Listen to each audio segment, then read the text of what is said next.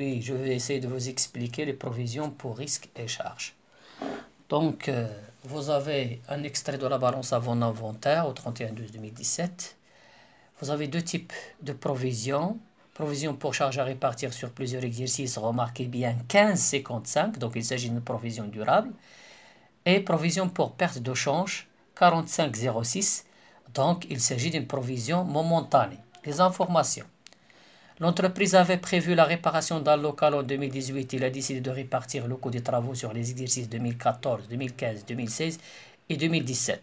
Donc pour la provision pour charges à répartir, elle concerne les exercices 2014, 2015, 2016 et 2017. Le 28 2017, la société a subi une perte de change de 1500. Donc la perte de change a été subie, le risque a été réalisé. Donc il faut annuler automatiquement la provision. Suite à un contrôle fiscal, l'entreprise prévoit le règlement d'une amende de 2400 dirhams au cours de 2019. Donc il s'agit là d'une nouvelle provision qui ne figure pas sur la balance. Donc il faut constater une dotation. Mais on va voir de quel type de dotation s'agit-il et de quel type de provision s'agit-il. Donc, travaux à faire. Rappelez le principe comptable qui régit les provisions, déterminez le coût des travaux de réparation et passez au livre journal les écritures relatives aux provisions pour risques et charges.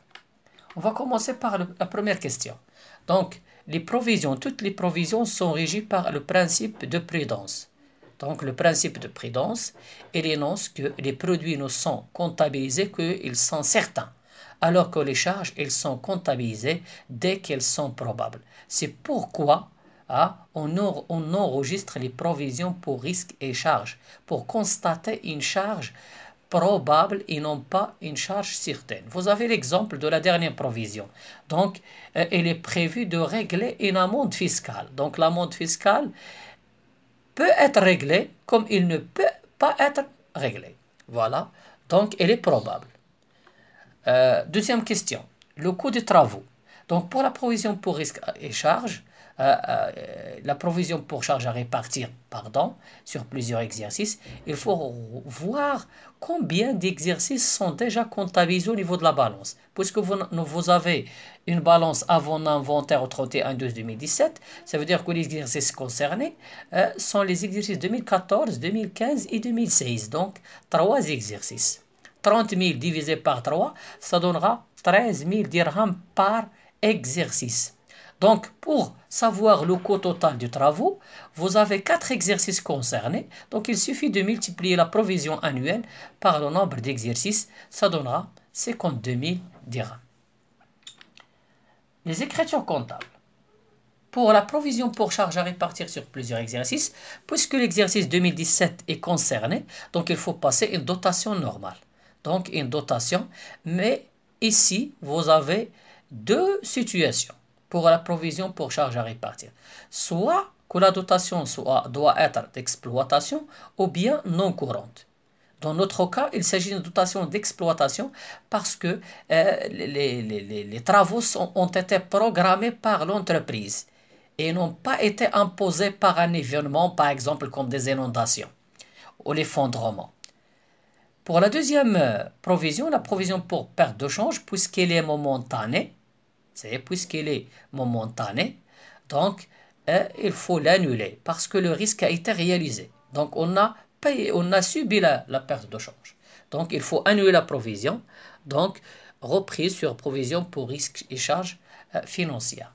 Pour la troisième provision, il faut constater la provision pour amende fiscale. Donc, la provision pour amende fiscale. Donc, l'amende fiscale, c'est une charge non courante. Il faut utiliser une dotation non courante. Vous voyez? Donc, et elle a un caractère durable parce que le risque va se réaliser en 2019 et non pas en 2018. Donc, le risque est prévu pour l'année 2019 et non pas pour l'année à venir 2018. Donc, voilà, faites attention seulement pour les dotations. Est-ce qu'il s'agit d'une dotation d'exploitation, dotation financière ou bien dotation non courante? Donc, en général, la perte de change, c'est toujours financière. L'amende, c'est toujours non courante.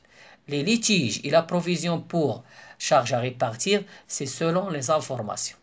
Deuxième élément pour lequel il faut faire attention, c'est le caractère de la provision. Est-ce que la provision est durable ou bien momentanée?